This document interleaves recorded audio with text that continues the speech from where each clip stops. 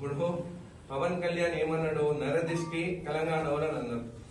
నిలబడేటోళ్ళకి సిగ్గుండాలి. తెలంగాణ ప్రజలని మనని అందరినీ నరదిష్టి, మన కళ్ళు మంచి కాదని ఆయన పార్టీ నుంచి నిలబడ్డారంటే మీరు అర్థం చేసుకొని. అయినా కానీ ఆయన ఒక యాక్టర్. ఈ యాక్టర్స్ ఎట్లుంటారు, ప్రొడ్యూసర్ కోసం వెతుకుతుంటారు. అంటే ప్రొడ్యూసర్స్ పైసలు పెడితే యాక్టింగ్ చేస్తారు. 2019 లో వితౌట్ ప్రొడ్యూసర్ పోయినాడు, ఒక సీట్ గెలవలేదు. దాని తర్వాత 2024 లో ఒక ప్రొడ్యూసర్ చంద్రబాబు నాయుడుని వెతుకున్నాడు, కో ప్రొడ్యూసర్ లోకేష్ ని వెతుకున్నాడు, గెలిచిండు.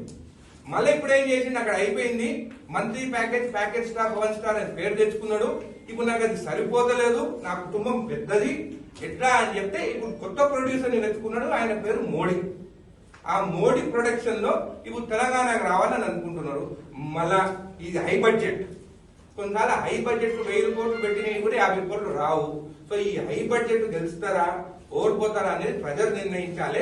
ముందు ఆ ఈగో ఇంకా అడ్డం పెట్టుకుంటున్నా అక్కడ నేను కూడా ఆయన ఫ్యాన్. చిరంజీవి మూవీని చూస్తాను, బాలకృష్ణ మూవీని చూస్తాను, ఏ మూవీ బాగుంటే ఆ మూవీ చూస్తాం.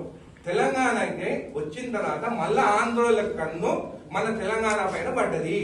మన భూముల రేట్ ఎక్కున్నాయి, ఆంధ్ర భూముల రేట్ తక్కువన్నాయి. వాళ్ళు బెంగళూరు కర్ణాటక పోతే బతకలేరు. తెలంగాణ కోసం మనం అమాయకులము. వాళ్ళు ఏమన్నా నరదిష్టని అన్నా కానీ మనం పడి వింటున్నాము. కాబట్టి మన దగ్గరకు వస్తున్నాం. తెలంగాణ ప్రజలే దీని గురించి ఆలోచించాలని తెలుస్తుంది.